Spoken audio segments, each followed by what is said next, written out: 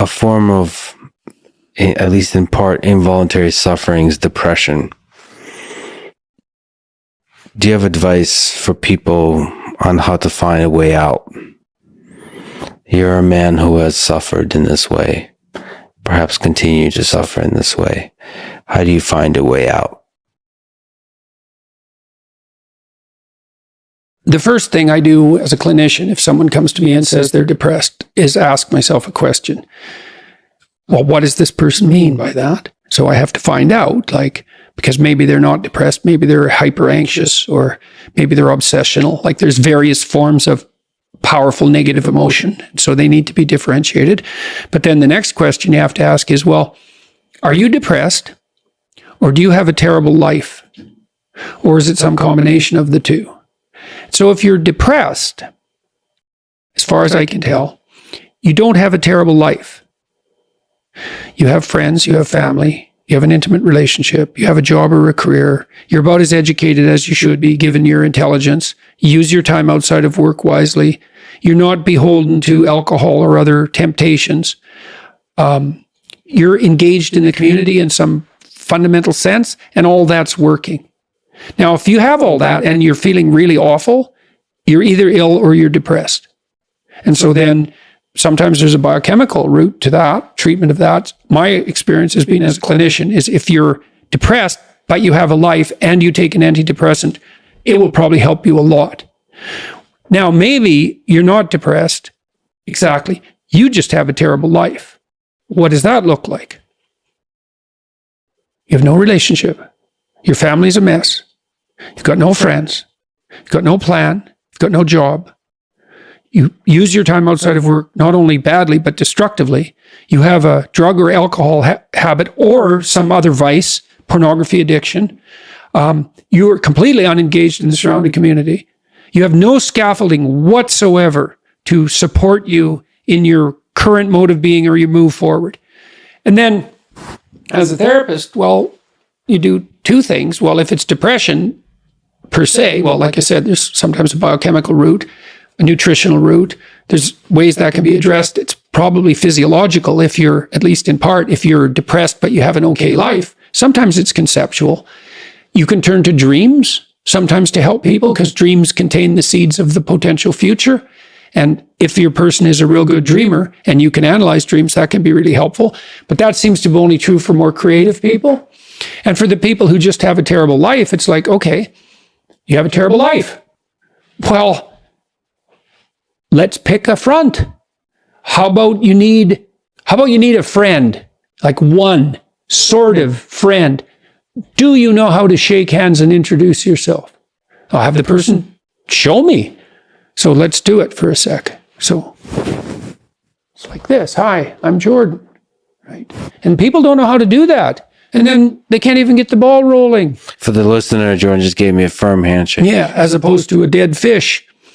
And there's these elementary social skills that hypothetically, if you were well cared for, you learned when you were like 3. Yeah. And sometimes I had lots of clients to whom no one ever paid any attention. And they needed like 10,000 hours of attention. And some of that was just listening because they had 10,000 hours of conversations they never had with anyone. And they were all tangled up in their head. And they had to just... One client in particular, I worked with this person for 15 years. And what she wanted from me was for me just to shut the hell up for 50 minutes, which is very hard for me, and to just tell me what had happened to her. And then what happened at the end of the conversation, then I could discuss a bit with her.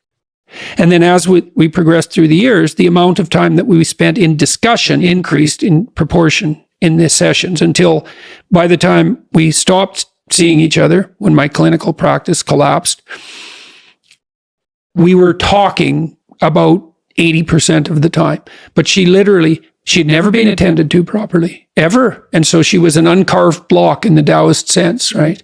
She hadn't been subjected to those flaming swords that separated the wheat from the chaff. And so you can do that in therapy. If you're listening and you're depressed, I would say if you can't find a therapist, and that's getting harder and harder because it's actually become illegal to be a therapist now because you have to agree with your clients, which is a terrible thing to do with them. Just like it's terrible just to arbitrarily oppose them. You could do the self-authoring program online because it helps you write an autobiography. And so if you have memories that are more than 18 months old that bother you when you think them up, part of you is locked inside that. An undeveloped part of you is still trapped in that. That's a metaphorical way of thinking about it. That's why it still has emotional significance. So you can write about your past experiences, but I would say wait for at least 18 months if something bad has happened to you, because otherwise you just hurt yourself again by encountering it. You can bring yourself up to date with an autobiography. There's an analysis of faults and virtues. That's the present authoring. And then there's a guided writing exercise that helps you make a future plan. That's young men who do that, could go to college. Young men who do that, 90 minutes, just the future authoring, 90 minutes. They're 50% less likely to drop out. That's all it takes. So sometimes depression is this heavy cloud that makes it hard to even make a single step towards it. Or you said isolate, make a friend. Oh man, sometimes the first step is extremely difficult. Oh my God, sometimes it's way worse than that. Like I had clients who were so depressed they literally couldn't get out of bed.